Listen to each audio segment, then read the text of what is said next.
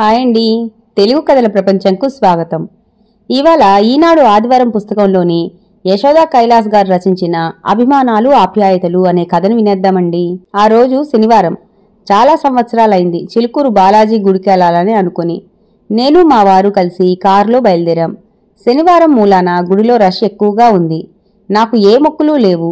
ఇంట్లో చేసే పనులు ఏమీ లేక ఏం చేయాలో తెలియక ఇలా అనుకొని వచ్చాం గుడికి. 11 ప్రదక్షిణాలు ముగించుకుని దేవుడిని దర్శించుకొని గుడి బయటకు వచ్చాం. అక్కడ కొద్ది దూరంలో ఒక ముసలామె అప్పుడే తోట నుంచి కోసుకు వచ్చినట్లుగా నిగనిగలాడుతున్న జామ పండ్లు బుట్టలో పెట్టుకుని అమ్ముతుండడం చూసి మా వారు కొనుక్కుందామని అటువైపు వెళ్లారు.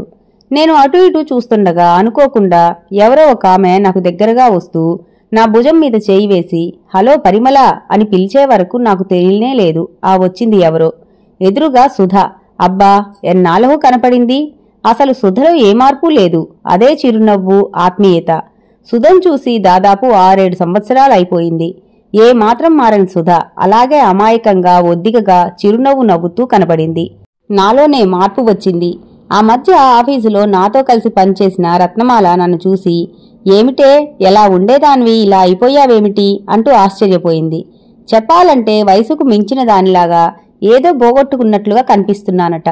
సుధా నా చేతులను ఆప్యాయంగా స్పృశిస్తూ ఎలా ఉన్నావు పరిమళ, బావగారు ఎక్కడా, మీ పిల్లలు ఎక్కడున్నారు అంటూ ఎడతెరిపి లేకుండా ప్రశ్నల వర్షం కురిపించింది. నేను నా గురించి చెప్పాక తన వివరాలు చెప్పింది. ఏదైనా మొక్కుకున్నావా అని అడిగితే అవునంటూ చిరునవ్వు నవ్వింది. సుధా పరోపకారజీవి. తన కోసం కాకపోయినా తన బంధువులు ఆత్మీయుల విషయంలో కూడా దేవునికి మొక్కుకొని ఆ మొక్కులను తీర్చుకునే విశాల హృదయురాలు. ఈలోగా మా వారు వచ్చారు. మా వారిని కూడా పలకరించి వాళ్ళింటికి మేమిద్దరమూ తప్పక రావాలని మరీ మరీ చెబుతూ సుధా తన ఫోన్ నంబర్, ఇంటి అడ్రస్ చెప్పి సెలవు తీసుకుని వెళ్లిపోయింది. సుధా కుటుంబం మా కుటుంబం విద్యానగర్లో 8 సంవత్సరాలు పక్కపక్కనే ఉండేవాళ్లం. అప్పటికి మేము సొంత ఫ్లాట్ కొనుక్కోలేదు. మా పిల్లలు చదువుల్లో ఉన్నారు. తరువాత మేము సోమాజిగూడలో మంచి సెంటర్లో 3 బెడ్రూమ్ అపార్ట్మెంట్ కొనుక్కొని వెళ్లిపోయాం. అప్పటి నుండి నాకు సుధతో సంబంధం పూర్తిగా పోయింది. ఇన్నాళ్లకి తను అనుకోకుండా తటస్థపడింది. సుధా మేము పక్కపక్కనే అద్దె ఇళ్లలో ఉండగా నేను సుధకి దూరంగా ఉండటానికి ప్రయత్నించినా తను మాత్రం నాతో సన్నిహితంగా ఉండేది. సుధ ఆలోచనలు, అభిప్రాయాలు ఎందుకో నాకు నచ్చేవి కావు. నాకు నచ్చని వ్యక్తులు నాకు దగ్గరగా ఉండటాన్ని కూడా ఇష్టపడను నేను. మాది ఉమ్మడి కుటుంబమే. మొదట్లో నా పెళ్ళయి అత్తవారింటికి వచ్చినప్పుడు మా వారి అన్నదమ్ములు, అక్క చెల్లెళ్ళు, మా అత్తగారు, మామగారే కాకుండా ఆయన బాబాయ్ పిల్లలు, మేనత్త పిల్లలు కూడా ఉండేవారు. ఇక రోజూ వచ్చిపోయే బంధువుల మాట చెప్పనే అక్కర్లేదు. ఇల్లు ఒక తిరునాళ్ళలాగా ఉండేది. వంటలు, వార్పులు, భోజనాలు ఇవి తప్పించితే మరో లోకం నాకు ఇక్కడ కనిపించేది కాదు. నాకు పెళ్లికి ముందు కొన్ని ఖచ్చితమైన అభిప్రాయాలు ఉండేవి. ఉమ్మడి కుటుంబంలో ససేమిరా ఉండకూడదని, మాకంటూ ఓ అందమైన పొదరిల్లు ఏర్పరచుకొని అందులో నేను, మా వారు, మా పిల్లలే ఉండాలి అని ఇలా ఎన్నో ఆలోచనలు ఉండేవి. కాని అదేమిటో భగవంతుడు మనకు ఇష్టం లేని పనులే జరిపిస్తాడు. నా విషయంలో అదే జరిగిందని అనుకుంటాను. దాని ఫలితమే మాకు పెళ్లైన కొద్ది కాలానికే వేరు కాపురం పెడదామని మా వారిని శతవిధాలా పోరాడడం, వీలు కాదని చెప్పిన మా వారి మీద అలుకలు, సత్యాగ్రహాలతో సహా ఎన్ని ప్రయత్నాలు చేయాలో అన్నీ చేశాక చివరకు నా మనసును మా అత్తగారే గ్రహించి వాళ్లే మమ్మల్ని వేరే ఉండమని చెప్పేశారు. వాళ్లతో శాశ్వతంగా బంధం తెగిపోయింది. నేను అనుకున్నది సాధించే వరకు నిద్రపోను. అలా అని నిరుత్సాహపడిపోను. ఆశతో, ఓపికతో పోరాడుతూనే ఉంటాను. చివరకు సాధిస్తాను. అలా మేము విడిగా విద్యానగర్లో ఒక ఇంట్లోకి అద్దెకు దిగాం. తర్వాత నాకు 2 పిల్లలు పుట్టి వాళ్ళు స్కూళ్లలో చదువుకుంటున్న సమయంలో సుధా వాళ్ళు మా పక్కనే ఉన్న ఇంటిలోకి దిగారు. వాళ్ళది చాలా పెద్ద కుటుంబం. వాళ్ళ అత్తగారు, మామగారు, మరుదులు, ఆడపడుచులే కాకుండా సుధా వాళ్ళ పెనమామగారి పిల్లలు కూడా ఉండేవారు. మా అత్తగారింట్లోలాగే. అయితే సుధ చాలా అమాయకురాలు. నా స్వభావానికి విరుద్ధం. అమాయకంగా, నెమ్మదిగా ఇంట్లో వారికి అన్ని సేవలు చేస్తూ ఎప్పుడూ హడావిడిగా ఉండేది. ఏనాడు ధూమ్ధాములు లేకుండా ప్రశాంతంగా తన బాధ్యతలను నిర్వహించే సుధ పట్ల నాకు చాలా అసహనంగా ఉండేది. ఎన్నోసార్లు చెప్పాను, ఇలా నువ్వు ఉమ్మడి కుటుంబంతో అతుక్కుపోతే రేపు నీకు, నీ పిల్లలకు చిప్పే మిగులుతుంది అని. వేరే కాపురం పెట్టుకుని బాగుపడమని. అన్నిటికీ ఒక చిరునవ్వే సమాధానంగా ఉండేది సుధ నుండి. ఇక నా మాట వినేలా లేదని గోడకు చెప్పినట్లే అనుకుని చెప్పటం మానేశాను. సుధ పట్ల నేను కోపంగా, అసహనంగా ఉన్నా ఒక్కోసారి నా స్వార్థం కోసం ఆమెను నేను ఉపయోగించుకున్న రోజులు కూడా ఉన్నాయి. నాకు ఉద్యోగం మూలాన ఇంటికి రావడం ఆలస్యమైతే స్కూల్కు వెళ్లే మా పాపని బాబుని స్కూలు అయిపోయిన తర్వాత సుధ వాళ్ళింట్లోనే అప్పుడప్పుడు ఉంచవలసిన అవసరం వచ్చేది. ఆ రోజుల్లో మేము చాలా హాయిగా ఆనందంగా బతుకుతున్నామని సంబరపడేదాన్ని. వీకెండ్లో పిల్లల్ని తీసుకుని నేను మా వారు హోటల్స్కి సినిమాలకి వెళ్లేవాళ్లం. పిల్లలు సెలవుల్లో ఏవో టూర్స్కి తప్పనిసరిగా వెళ్లేవాళ్లం. జీవితాన్ని పూర్తిగా ఆస్వాదిస్తున్నామని, ఇదే జీవితం అని ఆనందపడుతూ సుధా వాళ్ళు ఈ అదృష్టం లేదు కదా అనుకుంటూ ఆనందపడేదాన్ని. ఆమెకు శని ఆదివారాలు వస్తే ఎవరో ఒకరు బంధువులు పిల్లలు ఇక్కడే హైదరాబాదులో హాస్టల్లో ఉండి చదువుకుంటున్న వాళ్ళు వీరింటికి రావటం, లంచులు డిన్నర్లు చేసుకుని మరీ వెళ్లటం మామూలు. సుధ భర్త గవర్నమెంట్ ఆఫీసులో మంచి ఉద్యోగమే చేస్తూ ఉండేవాడు. ఆయన ఆదాయం అంతా ఉమ్మడి కుటుంబం ఖర్చుల్లో కొట్టుకుపోయేది. మేము అలా కాదు. మా డబ్బును ఎన్నో పొదుపు పథకాల్లో పెడుతూ, వడ్డీలకు ఇస్తూ, ఇన్సూరెన్స్ పాలసీల్లో మదుపు చేస్తూ, బంగారము స్థలాలు కొనుగోలులో పెట్టి చాలా కూడబెట్టాం. అందుకనే చాలా తక్కువ కాలంలోనే మేము పోష్ ఏరియాలో అపార్ట్మెంట్ కొనుక్కోగలిగాం. సుధా పిల్లలు కేవలం సాధారణ డిగ్రీ కాలేజీలో చదివేవారు. అది చూసి నేను తనతో అనేదాన్ని, చూసావా సుధా, మేము ఉమ్మడి కుటుంబం నుండి బయటకు వచ్చేసిన మూలానే కదా మా పిల్లల్ని ఇంత బాగా చదివించుకుంటున్నాం. నువ్వు ఆ పని చేయలేకపోయినందువల్లనే మీకు అవన్నీ సాధ్యం కాలేదు అంటే చిరునవ్వు నవ్వి ఊరుకునేది. నాకు సుధ పట్ల జాలి స్థానంలో కోపం ఉవ్వెత్తున లేచేది. మేము మా సొంత అపార్ట్మెంట్కి వచ్చేసిన కొద్ది కాలానికి మా పిల్లలు కాలేజీ చదువులు అయిపోయాక వాళ్ళని అమెరికా పంపించి పెద్ద చదువులు చదివించాం. వాళ్ళు పెద్ద పెద్ద ఉద్యోగాలలో అక్కడే స్థిరపడ్డారు.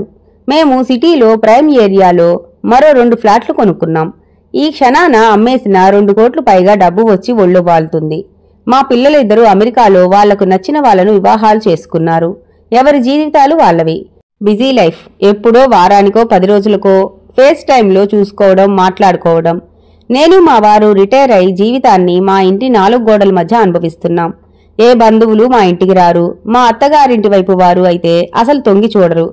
మేము సంపాదించుకున్న డబ్బులు చాలా ఉన్నాయి. జీవితమంతా హాయిగా కూర్చొని తిన్నా సరిపోయేటన్ని డబ్బులు ఉన్నాయని, విడిగా వచ్చేయడం మూలాన ఇవన్నీ సాధ్యం అయ్యాయని, లేకపోతే మా సంపాదన అంతా ఉమ్మడి కుటుంబంలో ఏరులా పాకి ఇప్పుడు ఇబ్బంది పడుతూ ఉండేవాళ్లమని నేను అనుకుంటాను కూడా. రిటైర్డ్ జీవితం అంటే చాలా విశాలవంతంగా జీవించాలనే నా అభిప్రాయం. చాలా మంది రిటైర్ అయ్యాక అది పొదుపుగా జీవిస్తారు. కానీ మేము మాత్రం ఇప్పుడు కూడా విమానాల్లోనే ప్రయాణం. సంపాదన ఉన్నప్పుడు రిటైర్ అయ్యాక కూడా ఒకటే జీవన విధానం మాది. పాపం సుధ ఉన్నదంతా ఖర్చు పెట్టేసి సొంత ఇల్లు కూడా ఏర్పరచుకొని ఉండదు. అప్పట్లో డిగ్రీ చదువుతున్న సుధ పిల్లలు ప్రస్తుతం ఏవో చిన్న చిన్న ఉద్యోగాలు చేస్తూ ఉండొచ్చు. ఏమిటో ఒక్కొక్కసారి మాకేంటి అని అనుకున్నా ఇంట్లో నేను మా వారు ఒకరి ముఖాలు మరొకరం చూసుకుంటూ ఉండాలెప్పుడు. ఎన్ని సినిమాలు చూసినా, టూర్లు తిరిగొచ్చినా చివరకు ఇంట్లో మేమిద్దరమే. ఒకసారి బాత్రూంలో నేను స్లిప్ అయినప్పుడు కాలు ఫ్రాక్చర్ అయింది. డాక్టర్ కాలుకి బ్యాండేజ్ వేసి 3 నెలల వరకు కదలొద్దన్నారు. ఎవరూ సహాయానికి రాలేదు. అసలు మా సంగతి ఎవరికి తెలుసు కనుక ఒకవేళ తెలిసినా రారు కూడా. లేడీ అటెండర్ను పెట్టుకున్నాం. వంటకు ప్రత్యేకంగా వంట మనిషిని పెట్టుకున్నాం. అప్పుడనిపించింది డబ్బులున్నాయి కాబట్టి ఇవన్నీ కుదిరాయని. కానీ మా వారి స్వభావంలో మాత్రం మార్పు కనబడుతోంది. ఒంటరితనంతో బోర్ ఫీల్ అవుతున్నట్లుగా అనిపిస్తోంది. ఎవరింటికైనా వెళితే బాగుండును, సందడిగా గడపాలని ఉందన్నట్లు మాటల్లో వ్యక్తం చేస్తూ ఉంటారు. ఎక్కడికి వెళ్తాం? ఎవరు రమ్మంటారు గనక? సరే, సుధ ఆ రోజు గుడిలో కలిసి పదే పదే వాళ్ళింటికి రమ్మనమని పిలిచింది కదా అని మనసులో ఇష్టం లేకపోయినా ఏం చూస్తాను, తనని, తన ఉమ్మడి కుటుంబాన్ని, జనాలనే కదా అనుకుంటూ తప్పదన్నట్లుగా వెళ్ళాం నేను మా వారు. సుధకి ఫోన్ చేశాం వస్తున్నామని. లంచ్కి వచ్చేయండి పరిమళ అంది. సుధా వాళ్ళు ఉంటున్న అపార్ట్మెంట్ చక్కని ఏరియాలో ఉంది. పోనీలే కనీసం మంచి ఏరియాలోనైనా ఉంటున్నారు అనుకుంటూ వాళ్ళ ఫ్లాట్కు వెళ్లి కాలింగ్ బెల్ నొక్కాము. సుధా చంకలో 2 ఏళ్ల పిల్లాన్ని ఎత్తుకుని డోర్ తెరవటానికి వచ్చింది. మమ్మల్ని చూడగానే బోల్డంత సంబరపడుతూ లోనికి ఆహ్వానించింది.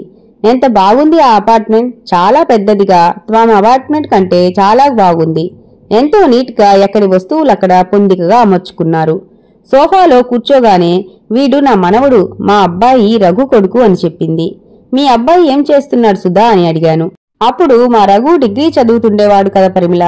డిగ్రీ అవగానే వాడికి బరోడాలో ఒక ఫెర్టిలైజర్ కంపెనీలో ఉద్యోగం వచ్చింది. మా చిన్న మరిది రామం నీకు తెలుసు కదా, మా దగ్గర ఉండి చదువుకునేవాడు. ఆ తర్వాత అతనికి ముంబైలో చాలా మంచి ఉద్యోగం వచ్చింది. మా మరిది మా వారితో అప్పుడే మన రఘుకి ఉద్యోగం ఏమిటన్నయ్యా అంటూ మాన్పించి ముంబైలోని తన దగ్గరే ఉంచుకొని మా వాడి చేత అక్కడే యూనివర్సిటీలో ఎంబీఏ చదివించాడు. ప్రస్తుతం ఇక్కడే జేపీ మోర్గాన్ సంస్థలో మంచి ఉద్యోగం చేస్తున్నాడు. మా కోడలు కూడా కాలేజీలో లెక్చరర్.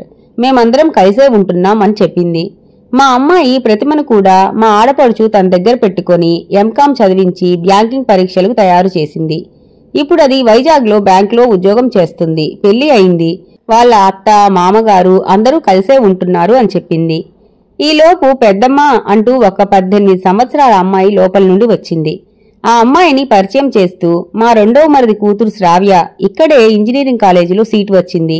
బయట ఎక్కడో ఉండి చదువుకోవటం ఏమిటని మా ఇంట్లోనే పెట్టుకుని చదివిస్తున్నాం అని చెప్పింది.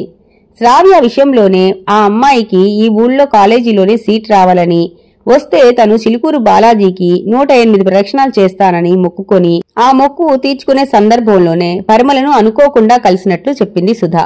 నేను చెప్పలేదు మా సుధ పరోపకారం జీవి అని. వాళ్ళు మరుదులను, ఆడపడుచులని వీళ్లే దగ్గరుంచుకొని చదివించి పెళ్లిళ్లు చేశారు. ఆ కృతజ్ఞతా భావంతో తిరిగి అన్నగారి పిల్లలను కూడా తమ దగ్గర పెట్టుకుని పోస్ట్ గ్రాడ్యుయేషన్ చదివించారు. చేసిన సహాయాన్ని మర్చిపోయే వాళ్లే ఉంటారని తెలుసు. కానీ సుధ కుటుంబంలోని సభ్యులకు ఒకరి మీద మరొకరికి ఎంతటి ఆప్యాయత, కృతజ్ఞతాభావం. మీ ఫ్లాట్ చాలా బాగుంది సుధా అనగానే, అవును కదూ, ఈ ఫ్లాట్ స్టోరీ చెబితే ఆశ్చర్యపోతావు పరిమళ అంది. మా వారు రిటైర్మెంట్కు ముందు ఒక చిన్న అపార్ట్మెంట్ 25-30 లక్షల్లో సెకండ్ సేల్లో ఏదైనా దొరుకుతుందేమోనని వెతుకుతుంటే, అవును నీకు సీను గుర్తున్నాడా? సీనునా? అదే పరిమళ, మా వారి బాబాయ్ కొడుకు. అప్పట్లో మా ఇంట్లోనే ఉంటూ హైటెక్ సిటీలో సాఫ్ట్వేర్ ఇంజనీర్గా చేసేవాడు. నిన్ను ఆంటీ అంటూ చనువుగా పిలిచేవాడు. అవును, గుర్తొచ్చాడు. అతను అప్పుడు ఈ అపార్ట్మెంట్ కొనుక్కున్నాడు. అతనికి బెంగళూరులో మరో ఉద్యోగం వచ్చింది. మేము ఫ్లాట్ కోసం చూస్తున్నామని తెలిసి ఈ ఫ్లాట్ను మాకు అతను కొనుక్కునే రేటుకే చాలా చౌకగా ఇచ్చేశాడు. అతనికి మేమంటే చాలా అభిమానంలే అనగానే తెల్లబోయాను. ఇంత పెద్ద ఫ్లాట్, తమకంటే విశాలమైనది, లగ్జరీ అపార్ట్మెంట్ కేవలం 25-30 లక్షలకు ఎవరిచ్చేస్తారు? ప్రస్తుతం ₹1,00,00,000 పైనే విలువ పలుకుతుంది. అసలే నా బుర్ర ఆర్థికపరమైన మదుపులతో రాటు తేలిపోయి ఉంటుంది. అయితే సుధా, నీ టైంపాస్ ఏమిటి అనగానే అదే చిరునవ్వు. ఏముంది పరిమళ, కొడుకు, కోడలు, మేము అంతా కలిసే ఉంటున్నాం. వాళ్ళంతా ఆఫీసులకు, ఉద్యోగాలకు అంటూ బయటికి వెళ్లిపోతారు. నేను, మా వారు ఖాళీనే కదా. ఇదిగో మా పిల్లలకు ఈ విధంగా సహాయపడుతూ కాలక్షేపం చేస్తున్నామంది. రోజూ ఇంటికి ఎవరో ఒకరు బంధువులు వచ్చి వెళ్తూనే ఉంటారు. కోడలు కూడా ఉద్యోగస్తురాలు. ఇదిగో నాకు చేతనైన సాయం చేస్తాను. ఈ పసివాడు నా మనవడు చాలు. నాకు ఎక్కువ సమయం ఇంట్లోనే గడిచిపోతుంది. బయటకు వచ్చేది చాలా తక్కువ అని చెప్పింది. మా వారైతే సుధ మాటలకు కళ్ళు వెడల్పు చేసుకుంటూ మరీ వింటున్నారు. సుధ మీద జాలి అనిపించింది. ఈ వయసులో కూడా ఇంతలా కష్టపడుతున్నందుకు. వారింటి నుండి వీడ్కోలు తీసుకుంటుంటే సుధ అంది మాతో, అప్పుడప్పుడు వస్తూ ఉండండి అని. ఆ ఆప్యాయతకు మా వారి కళ్లల్లో మెరిసిన మెరుపులు నా దృష్టిని దాటిపోలేకపోయాయి. ఒక 2 రోజులు మా ఇంట్లో ఉండండి పరిమళ అన్నా మా వారు వెంటనే ఒప్పేసుకునేటట్లు అనిపించింది. ఆప్యాయతకు, అభిమానానికి అలమటించిపోతున్న వ్యక్తిలా అనిపించారు.